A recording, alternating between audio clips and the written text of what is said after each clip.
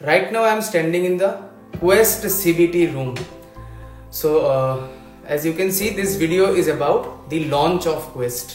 तो आज के वीडियो ते हमरा डिस्कस करबो regarding the launch of Quest for class 12, that is JEE 2026 aspirants. এই ভিডিওতে আমরা ডিসকাস করব regarding some frequently asked questions about JEE mains, about JEE advanced, test series, frequency, syllabus and all with our expert faculties.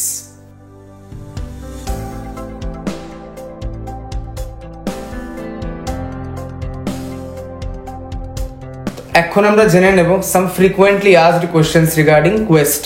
যে এখানে JEE mains, JEE advanced এর part test, full test, ওটার syllabus, pattern and all from Prosenjit sir, Siddharth sir and Soumyadip sir.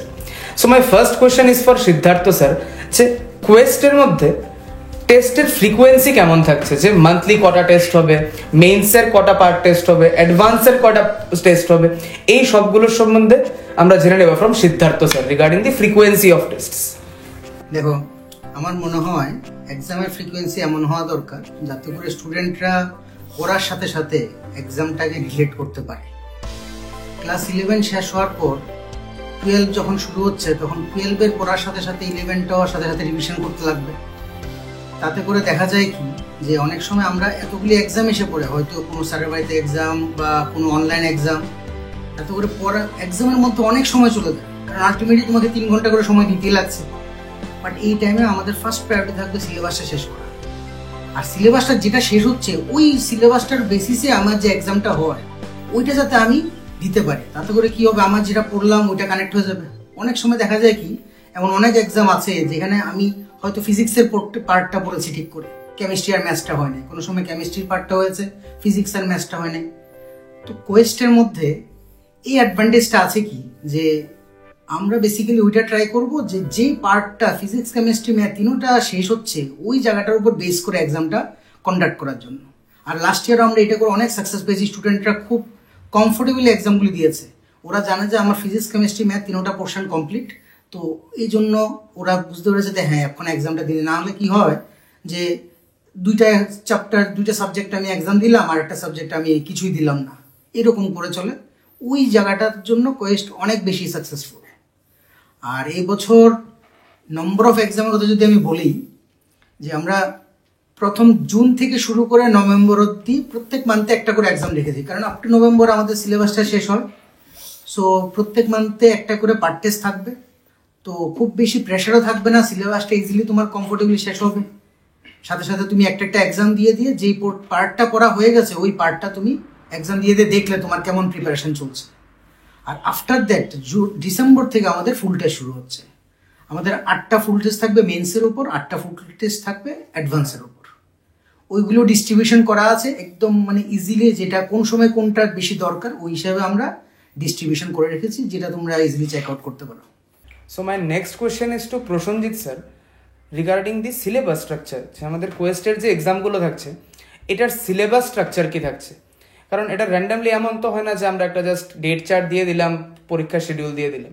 তো আমাদের যেটা syllabus থাকছে এটা স্টুডেন্টকে কিভাবে বেনিফিট করবে? কোয়েস্টের সিলেবাস নিয়ে যদি বলি, সিলেবাস নিয়ে অনেক কিছু ভাবার পরে আমরা সিলেবাসটা ঠিক করেছি, কিন্তু কোয়েস্ট শুরু হওয়ার আগে নর্মালি যে ধরনের টেস্টগুলো বা যে ধরনের সিলেবাস ত্রিপুরাতে চলছিল তার মধ্যে বাচ্চারা একটা স্পেসিফিক প্রবলেম ফেস করছিল। তো এইগুলো ভেবে আমরা সিলেবাসটা ডিজাইন করেছি। তো দেখা যায় যে কি জেনারেলি 11 থেকে যখন 12-এ উঠে বাচ্চারা 12-এর টেস্টগুলো দিতে শুরু করে তখন ম্যাক্সিমাম ক্ষেত্রে দেখা যায় যে শুধু ক্লাস 11-এর চ্যাপ্টার্সগুলোর উপরে পরীক্ষা চলে। তো বাচ্চারা যখন ক্লাস 12, তখন ক্লাসের মধ্যে ক্লাস 12-এর কোনো একটা চ্যাপ্টার পড়ছে, তখন বাচ্চারা পাজল হয়ে যায় যে সে কি 11-এর চ্যাপ্টারের উপরে পরীক্ষা দেবে না 12-এর ওই চ্যাপ্টারটা পড়বে। তো সে না 11-এর চ্যাপ্টারটা ঠিক করে পড়ে, হ্যাঁ, না 12-এর চ্যাপ্টারটা ভালো করে সময় দেয়, কিন্তু তখন তো বোর্ডের জন্য এটা পড়তেই লাগে, কিন্তু সে না প্রপার সময় দিতে পারে প্রবলেম সলভিংয়ের জন্য, না 11-এর জন্য, কোনোটাই হয় না। তো সেটা চলছিল অনেক দিন ধরে, বাচ্চারা বারবারই প্রবলেম ফেস করছিল। তো আমরা এটা সলভ করার জন্য এবার কি করেছি, এমনভাবে ডিজাইন করেছি সিলেবাসটাকে যে সে 12-এরটাও পড়বে এবং 11-এর চ্যাপ্টারটাও পড়বে, এবং এটা রিলেট করাটাই কিন্তু একটা আর্ট।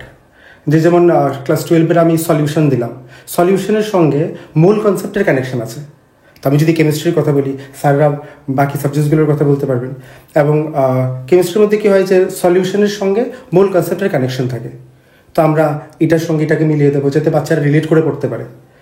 এবং ইলেকট্রোকেমিস্ট্রির সঙ্গে থার্মোডাইনামিক্সের কানেকশন থাকতে পারে, তো আমরা এমনভাবে রিলেট করব। তো এমনভাবে সিলেবাসটা ডিজাইন করা হচ্ছে যাতে বাচ্চারা রিলেট করে পড়তে পারে, একটা চ্যাপ্টারের সঙ্গে আরেকটা চ্যাপ্টারের কানেকশন পায়, তো প্রবলেম সলভিংও ইজি হবে। তো এইভাবে পুরাটাই ডিজাইন করা। So my next question is to Soumyadeep sir, যে আমি নিজেও অ্যাজ এ বায়োলজি টিচার একটা জিনিস রিয়েলাইজ করি যে স্টুডেন্টরা আমাকে প্রায় সময় এটাই জিজ্ঞেস করে যে আমি যখন একটা পিসিবির কোয়েশ্চেন সেট করি, এদের বায়োলজি সিলেবাস তো কভার্ড হয়ে যায়, বাট ফিজিক্স আর কেমিস্ট্রির সিলেবাস ম্যাচ করে না পিসিবির টেস্ট যখন আমরা নিই।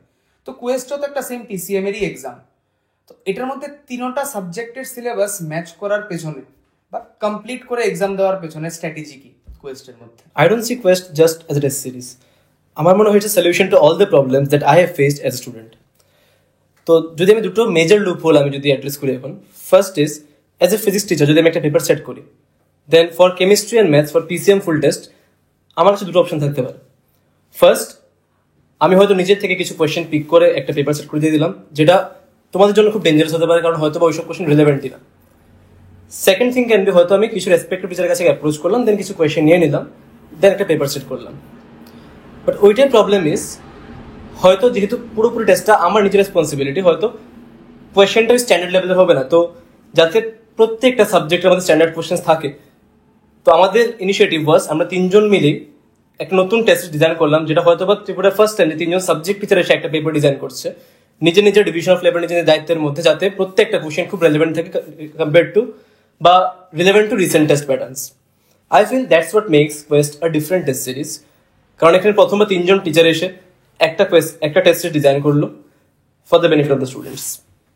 সো আমরা তিনজন টিচার থেকে জেনে নিলাম রিগার্ডিং কোয়েস্ট, আর এমন কিছু রিলেটেবল কোয়েশ্চেন ছিল যেগুলোর সাথে হয়তোবা সব স্টুডেন্টরা রিলেট করতে পারবে, কারণ আমরা যখন ক্লাস 11-এর স্টুডেন্টদের সাথে ডিসকাস করি তখন আমরা দেখি যে প্রত্যেকেই এই প্রবলেমগুলোই ফেস করে একটা যখন টেস্ট সিরিজ দেয়।